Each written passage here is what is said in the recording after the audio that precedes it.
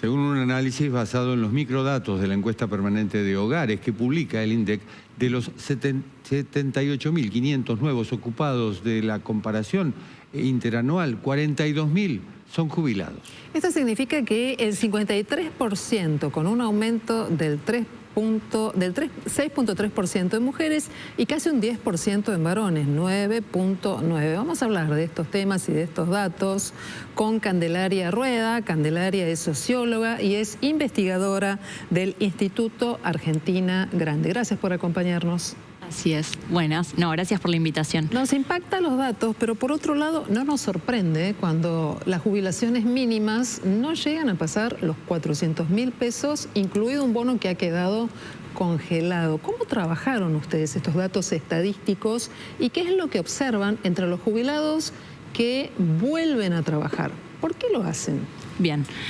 Primero, absolutamente, no es un dato que sorprenda. Nosotros veníamos con esta sospecha en el análisis de datos que hacemos, que, como decían ustedes, lo hacemos en base a los microdatos que publica el INDEC en la encuesta permanente de hogares. Digamos, es un análisis sobre información que es pública, pero que se va cruzando un poco más fino. Lo que nosotros vimos en la última publicación del INDEC, que se refiere al cuarto trimestre del 2024, muestra que había un crecimiento en la actividad, ¿no? Esto incluso fue celebrado, la tasa de actividad llegó al 48.8%, esto quiere decir hay más gente trabajando. Bien, eso en principio podría o debería ser positivo. Cuando nosotros empezamos a cruzar hacia adentro, ¿quiénes eran estos nuevos ocupados que hacían crecer la actividad?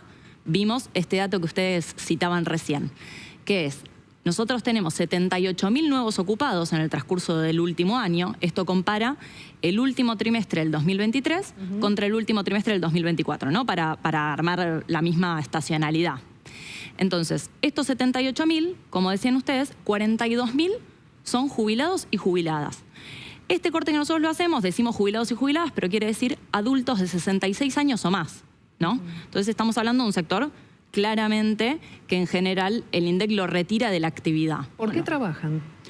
Lo que estamos viendo es lo que todos podemos intuir, como vos bien decías, que se debe a un deterioro en los ingresos jubilatorios, porque estas nuevas actividades no son trabajos profesionales, activos, de calidad, ¿no? No es la historia que puede aparecer en una nota de color de una persona de 78 años que sigue dando una vez por semana clases en la universidad.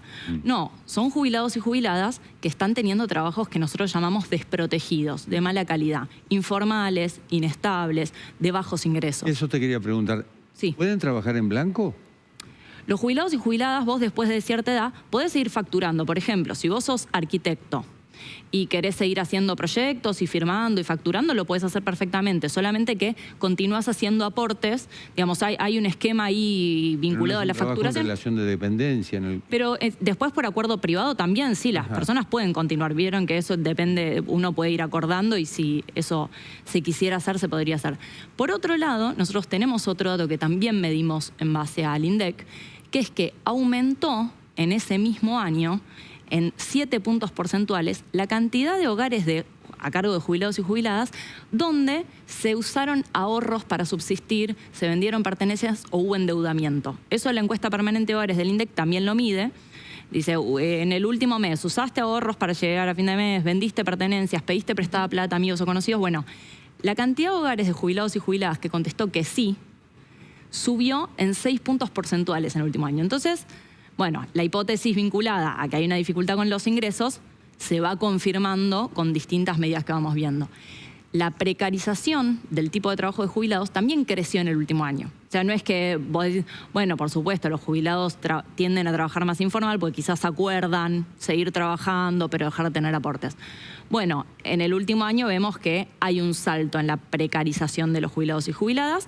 Es un dato que generó mucho impacto, nosotros lo sacamos el domingo y hubo mucha réplica de esto en las redes porque hay mucho impacto con ver a una persona de 70 años manejando una bicicleta con pedido ya, vendiendo medias o revendiendo mercadería en el transporte público. Digamos, es un dato que genera mucha sensibilidad cuando estamos hablando de un jubilado o jubilada que no está trabajando porque desea mantenerse activo, conectado con la actividad, sino porque no le alcanza la plata. Ujú. ¿Y hasta cuándo se puede trabajar? Porque hay un punto límite. Una cosa es el deseo, las ganas de sentirse útil socialmente, y otra es una necesidad que está ligada al monto de los ingresos.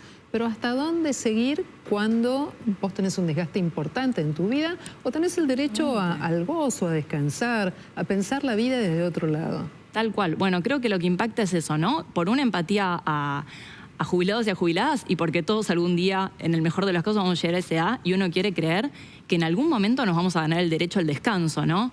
Entonces, me parece que el impacto tiene que ver con eso. Bueno, estamos apostando a un mundo del trabajo donde hay que trabajar hasta el último minuto, hasta no estar más acá, o puede haber un momento en el que uno y una se gane ese derecho a descansar por el tiempo transcurrido, ¿no? Esto que decíamos, las actividades precarias. Bueno, uno está acostumbrado a ver gente joven trabajando en pedido ya, pedaleando, porque quizás uno está estudiando y toma un trabajo un par de horas, más flexible.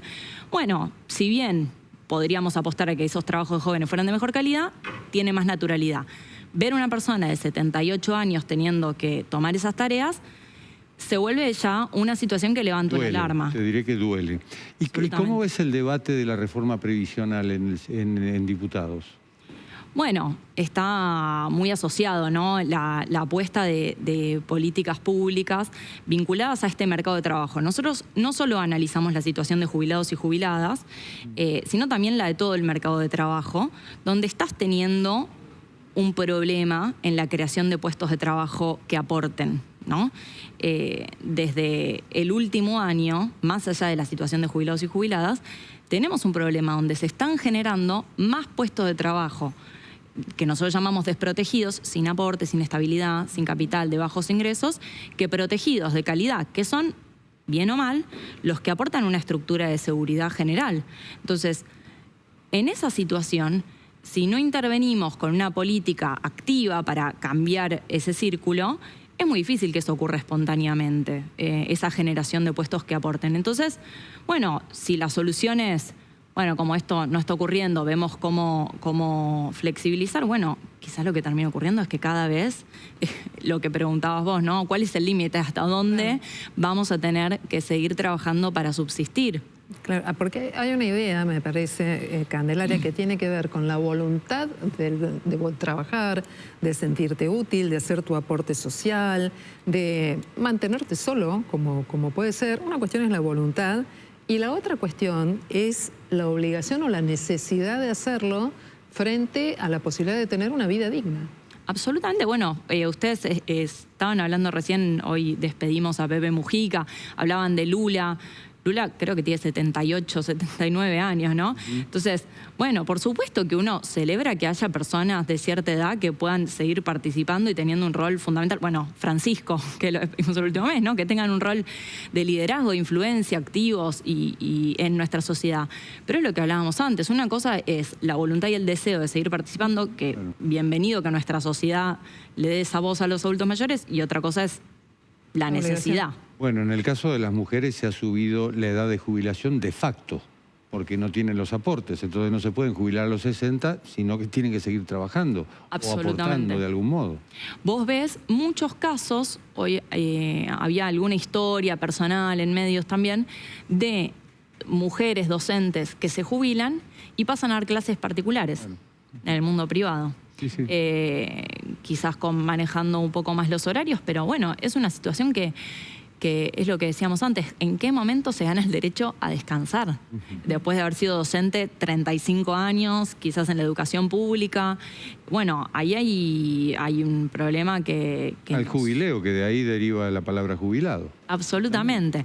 En un país como el nuestro que tiene una esperanza de vida de 77, 78 años, ¿no? Entonces, si nosotros estamos hablando de que estamos viendo personas de 75 años que siguen trabajando en empleos precarios, si bien, por supuesto, uno puede hablar de, hay gente, mi abuelo vivió hasta los 89, pero el promedio de nuestra sociedad en este momento son 77, 78 años. Entonces, bueno, uno creería que... Se confía mucho en que hay una red familiar que va a sostenerlo, pero no ocurre en todos los casos. No ocurre en todos los casos, y jubilados y jubiladas, según el INDEC, casi el 70% viven solos o de a dos. Claro. El dato es que la mayoría de jubilados, casi el 40 y pico % viven solos o solas, la pregunta, o sea, es una vivienda unipersonal, y otro 20 y tanto vive de a dos. Entonces, bueno, en un hogar, además también en este crecimiento de la actividad, lo que tenés es que en principio nosotros medimos el crecimiento de la actividad y tenemos un contraste de dato que está interesante, que es que en el mismo año que aumentó la actividad de los jubilados y jubiladas, te bajó la actividad del grupo de edad que va de los 16 a los 26 años, o sea, lo que nosotros llamamos primera juventud. ¿Y por qué pasa eso?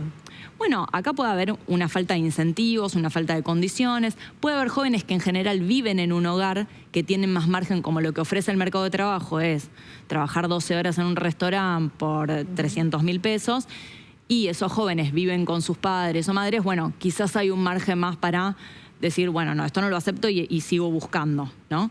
Pero entonces, ahí es donde nosotros hacemos un doble clic para decir qué es el crecimiento de la actividad. Si en un mercado de trabajo sano uno aspiraría a que crezca el porcentaje de jóvenes, de mujeres y varones jóvenes trabajando y a que las personas de 70 y pico años puedan estar descansando.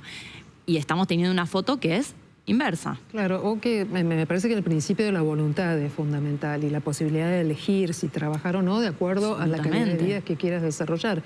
¿Cómo se puede dejar de tener un sistema que está enfermo? ¿Cuál es el cambio? Algunos dicen privatizar las jubilaciones, algo que pasaba en la Argentina y que luego se volvió al régimen estatal. Otros consideran que hay que perfeccionar el sistema dentro del mismo Estado, otros que con una profunda reforma laboral se encamina a tener mejores aristas y otros dicen no, la reforma laboral no porque se perderían más derechos. ¿Dónde está la punta de este ovillo? Nosotros nos paramos en el lugar de que hay una mezcla de acciones por hacer porque tenemos un mercado laboral que es sumamente heterogéneo. ¿Con esto qué quiero decir? Nosotros teníamos una foto del mercado del mundo laboral hace 50 años donde era un poco más claro, ¿no? El trabajo en relación de dependencia en una fábrica, o tenemos la crisis en el 2001. ¿Qué es lo que explota? El desempleo. El desempleo era las filas en la puerta de la fábrica queriendo acceder a un trabajo que era de un horario a otro, estaba claro. Hoy las formas del trabajo son mucho más dispersas, mucho más heterogéneas, desde lo virtual, desde el trabajar por horas, desde el trabajar por cuenta propia, creció muchísimo el cuentapropismo. Entonces, hay varias cuestiones ahí para discutir. Una es, hay sectores que empujan el empleo de calidad. La industria es uno, la construcción, sobre todo asociado a la obra pública, es otro. Nosotros tenemos varias publicaciones específicas sobre algunos sectores donde se muestra la correlación del crecimiento de esos sectores, por ejemplo, con la pobreza. Cuando crece la construcción formal, bajan algunas tasas de pobreza. Cuando crece la industria, baja la pobreza. Entonces, hay sectores que se podrían impulsar con políticas de incentivos, así como tenemos en Argentina políticas de incentivos que están buenas a la economía del conocimiento, porque genera trabajo. Bueno, uno puede elegir incentivar algunos sectores que exponen que pueden generar empleos de mayor calidad, ¿no? Eso, por un lado, más en lo que tiene que ver con lo estructural. Y después, quizás sí sea importante discutir qué pasa con las unidades productivas medianas, ¿no? No es lo mismo una persona que tiene un comercio y que contrata a 2 personas y que quiere regularizar esa situación que grandes empresas de más de 500 personas empleadas. Y en parte, esas situaciones también se pueden generar incentivos, ¿no? Para acompañar la empleabilidad de esos sectores. Entonces, bueno, hay una apuesta que tiene que ver que, si bien uno podría decir, bueno, ¿cómo hacemos para frenar esta caída del empleo de calidad? ¿Qué hacemos? ¿Triplicamos la indemnización para que vos no puedas echar a alguien, vos vas a tener que pagar el triple indemnización? Y bueno, no lo vamos a evitar, porque si vos no podés sostener tu fábrica, no lo vas a hacer. Ahora, si yo te digo, tranqui, que podés echar tranquila porque no vas a tener que pagar indemnización, tampoco voy a ganar más empleo de calidad, digamos. Así como una cosa no lo arregla, la otra tampoco, porque son efectos jurídicos. No, pero además tampoco vas a ganar aportes, que es justamente lo que sostiene. Es lo que sostiene un sistema de seguridad. Los jubilados. Candelaria, un gusto, muchísimas gracias. No, gracias a ustedes por la invitación. Un placer. Hasta la próxima.